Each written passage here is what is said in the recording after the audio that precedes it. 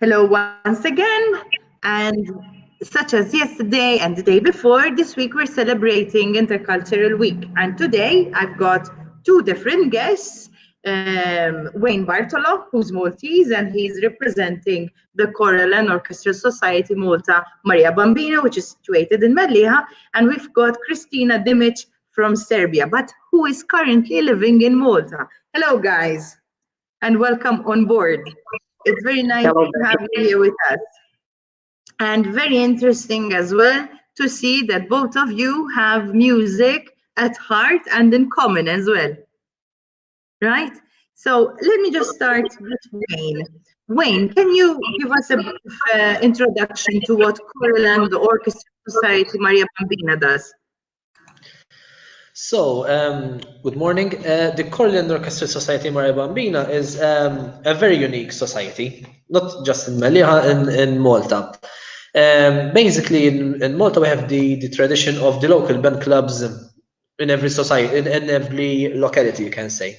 But in our case, in Mellieha, obviously we have two local band clubs as well, but we have an orchestral club, which is quite unique because the only orchestral clubs found in Malta are ours, the Orchestral Society Maria Bambina, Mellieha, and there's one in Zaytun as well. So our society was founded in 1947. So it's not a brand new society. And in 1991, the society decided to buy its own property. Okay. Obviously, throughout the years, we did multiple concerts and when we played multiple masses along the year, but that wasn't enough because our society invested in teaching music. In fact, in 1995, our teaching strategy started with theory and flute lessons. Along the years, the amount of students kept on increasing. So obviously we needed to increase the teachers as well. So we have allocated teachers according to the instruments and to the different levels and grades. Um, Throughout the years as well, we obviously we rebuilt our club. It was around 12 years ago. So because we needed more space for rehearsing, more space for teaching, even more space for social activities, because as a club we need to give importance as well to social activities. And in 2008, the junior choir and orchestra was invented, sort of. All right, so this orchestra, the junior choir and orchestra, is a part, obviously, of our society, mainly composed of youths, basically youths and children. In fact, on 1st August of 2008, this junior choir and orchestra played its own first concert, and it was conducted by Alex Abela. Eventually, this orchestra was handed to Michael Bonanno, our club's director at the moment, our club's conductor. And eventually in 2018, in 17, sorry, it was handed to me. Our strategy in the case of junior choir and orchestra. So I prepare the orchestra, and I organize the rehearsals, obviously, and do the musical arrangements, while we have Kristina Marivella, who is in charge for preparing the choir on its own. Eventually, at the end of the performance, obviously we join the orchestra and the choir in order to present our full performances. Um, as well, we had Suzanne Bonello, who is our current senior choir conductor and director, that she was as well conducting and directing the junior choir before Kristina Marivella. Our main events as junior choir and orchestra basically consist of three. Around April or May, we do the music and timpana event. It's like a short concert, home concert inside the club, just a 1 hour or maybe 4 to 5 minute concert, and eventually we have a social activity. Then our main concert is the 1st August concert, which we give a lot of importance. Obviously, I am still talking in the context of junior choir and orchestra in this case. And finally, we do a lot of Christmas concerts in December, a total of 6 of them in our case. Um, Obviously, we try our best to do the utmost of it, to change the music repertoire, to give our best performances. It's not easy, but obviously we try our best. Me personally, I find a lot of support from the committee, from the directors, from the teachers themselves. It is very important in our case to keep a close link together so that we can function in a much more better way. As an orchestra in general, as the let's call it the senior orchestra, all right, we have a lot of different concerts and gigs throughout the year. Mainly, we have a lot of masses that we need to accompany. Um, and obviously, then we have the biggest concert of them all, which is the first September concert. It's part of our village feast. All right. We give a huge importance to this concert, and obviously, we do our best just like we do in everything. So on and so forth, basically. We're always on the go because the more you organize the concerts, the more you need to prepare all sorts of stuff, including musical arrangements.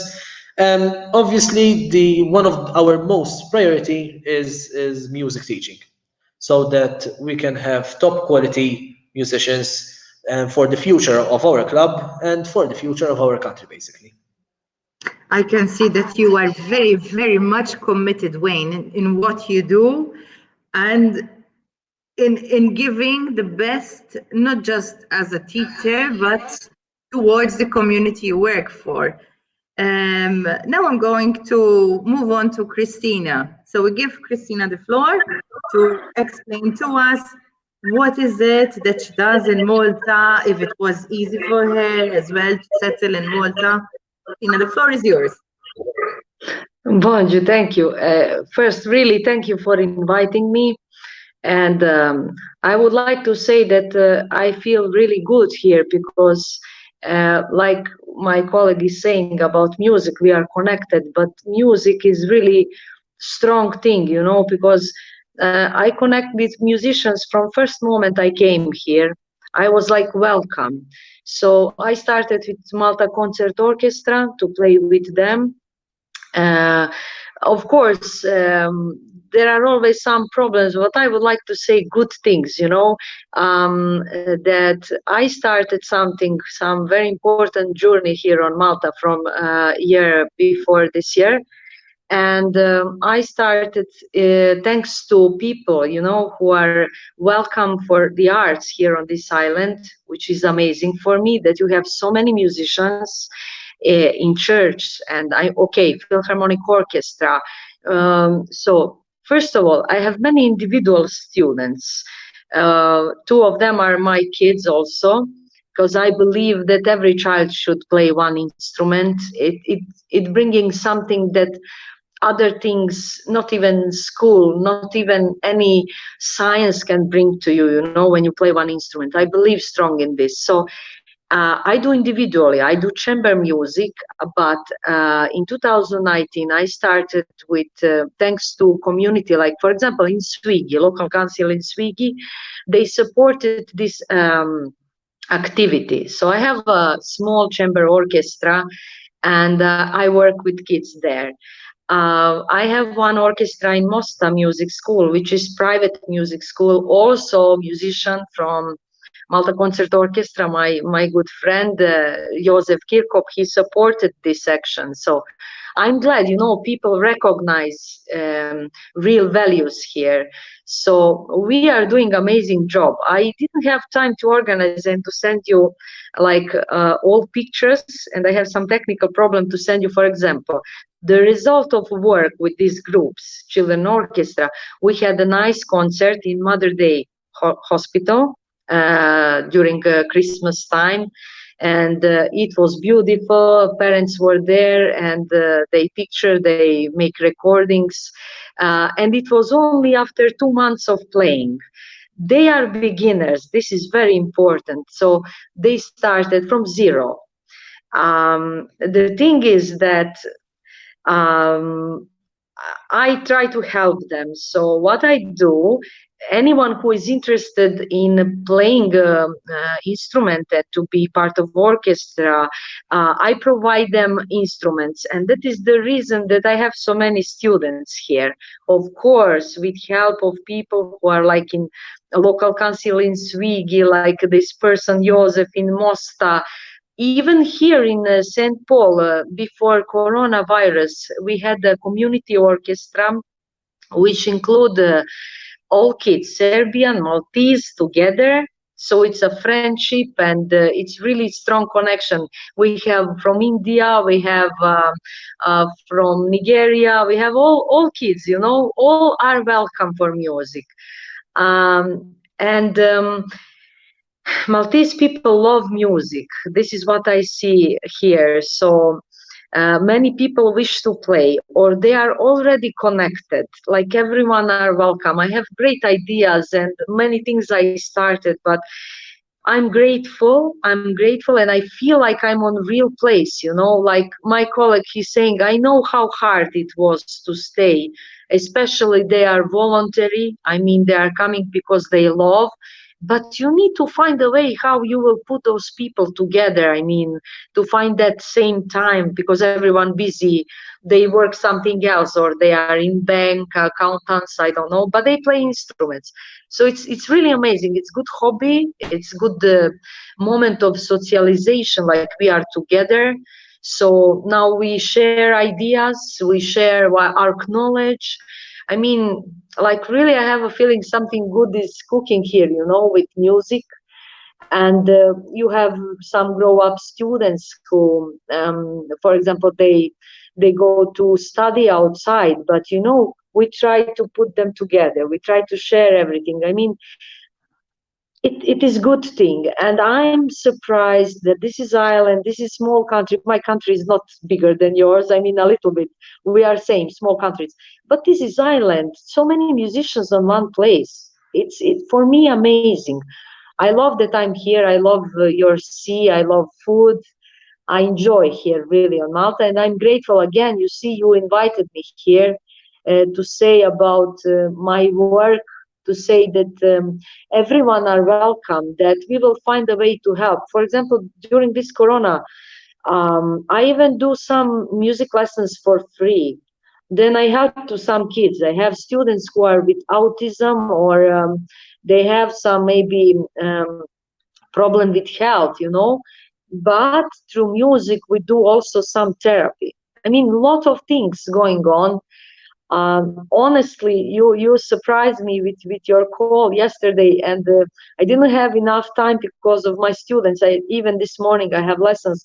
I didn't prepare very good what I will say, but thank you for this. This is one time again you show me that I'm really involved here, and that I feel, you know, nice, like I belong here. So thank you for this, really. You're more than welcome, Kristina. I would like to ask Wayne, is there a specific melody which kind of one can identify? Like, for example, if I listen to Maltese music, how can I tell that this is Maltese music? So, basically, I don't know, 2 weeks ago, I was giving a music lesson to my students at San Andreas School about world music. And we were talking how you would recognize music coming from different countries, basically. We were trying to find different alternatives, basically. One of the most evident things that you can maybe notice crucial details from which the music is coming from. First of all, it's all about the instrumentation. So when we refer to the instrumentation, we are referring to the kind of instruments that are playing the music. All right, so the instrumentation affects a lot. So if, for example, we have the tradition to maybe use certain instruments such as Zaf. Obviously, that's giving you a great indication that it's pure Maltese music. Secondly, the language, obviously. The language, if you have a singer singing in a specific language, such as Maltese, obviously that's another obvious indication. I am talking obviously in an original context. Therefore, I'm referring to the original song, not a cover version song. All right. Another thing that might give you an indication from where the music is coming from. If you're watching, for example, a live show, such as our live show that we do in 1st September with the senior orchestra, maybe we'll have the dancers dressed in particular costumes, for example, even the dancing merged But with is the there like music. a specific sound or tempo which kind of would let you know Obviously, that this is Maltese? no, it depends. It depends. All right, because if I had to choose a style of music that is very related to Malta, although it's not typically Maltese, but it gives us an identity. The most commonly are the Maltese marches, for example, the marches. All right, for Okay, example, uh-huh. all right, if you listen to a local band playing the pure Maltese marches, all right, so that's a great indication, all right, that's an identity. It's in our case, since we are not a band, we are an orchestra. We still play some of these marches, obviously orchestrated, not in a wind band style, obviously, but you cannot just say that the marches are the only identity, are the only style that makes us Maltese. Let's say that because the marches themselves are not Maltese. First of all, we have a lot of influence from Italy and Spain, for example. I don't think there's a specific identification of a pure Maltese sort of context song, in my opinion. There are certain hints, all right, obvious hints, such as the marches, as I mentioned, or the Maltesana, or the traditional folk dance, all right, but I think that's the only solution. That's the only way that we can identify that makes us Maltese, that makes our music with a Maltese characteristic. And Christina, is the music from Serbia, traditional music from Serbia, very similar to what we play here in Malta, or are there any specific, um, uh, let's say, instruments that you use in Serbia? Well, we have some traditional instruments, like we call that tamburica. It's like similar to maybe mandolin, or it's I don't know if you maybe I could show you in other occasion the pictures. Um, but it's a small instrument. You play like this, like guitar, you know. So we have that kind of music in Serbia. But I mean, I can say that it's similar because, sorry if I'm wrong with words. There is a song, Maltese song, Il Bidwa, or it's about a farmer on his land. Naħar bidu jfut il-lasel. Yes, yes, I love that song. This one telling me, what is important to you. I mean, it's old song and about someone who working very hard job on his land. In that way, we have songs like we speak about work in land Can you or sing us a song, a short one? Because unfortunately we're running a bit out of time. So that the sorry. viewers as well, can you sing a short song, maybe, so that even the viewers would know what music from Serbia sounds like? Let me tell you, I will sing one. I'm not a singer. I play cello, but I will try. And it's a song about people who go from Serbia because this is our story. I mean, they leave country because of many political, economical problems. So this song is very famous, and it's a song which telling us how far away we are from our country, but we don't forget our country in that way. So I start on my language. Sorry. Tamo daleko, daleko od mora, tamo je selo moje, Tamoje Serbia. Just a little part. I'm saying that somewhere far away, it's my Very nice. country. My country, behind the sea, it's Serbia, like this. You catch me unprepared. Usually, I don't sing. I play cello, but it is You're true. It is excused. true. Yeah, okay. Thank you. Thank you. Wayne, I don't know if you want to sing something now. It's not easy. Come on, I want to hear more field song. I'm not a singer, unfortunately, and I'm not mainly into singing because my major role in music is performing with the instrument, sort of. But I was thinking about what Christine actually said. Although per se we don't have our sort of own style of Maltese music, sort of. We are how would say it, just it's like our language, all right. We are a Semitic language, or it's not pure, okay. Uh, it, that relates to our music as well, but we have a characteristic as well. For example, I cannot mention the New Quarry, the group New Quarry, all right. So they gave us a big identity, especially us in Mellieha. We are very proud with this group. For example, when you listen to the Il Bayat al Mellieha, you're not just focusing on Malta as a country, you are specifically focusing on the on our locality. But as I said, it all relates to the language basically, because it's not a pure style, okay. It's just like a song, a ballet song normally, all right. But the subject obviously makes it more evident, more evident that it's a Maltese song. It represents Malta, and especially Mellieha in that case. He has Mellieha in his heart. Yes. So, guys, unfortunately, we ran out of time and we have to conclude this meeting here. I thank you very much for being with me. And may music keep on living on forever and ever. Thank you so much, guys. Thank you. And have a nice week. You too. Thank you. Thank you. Ciao. Ciao.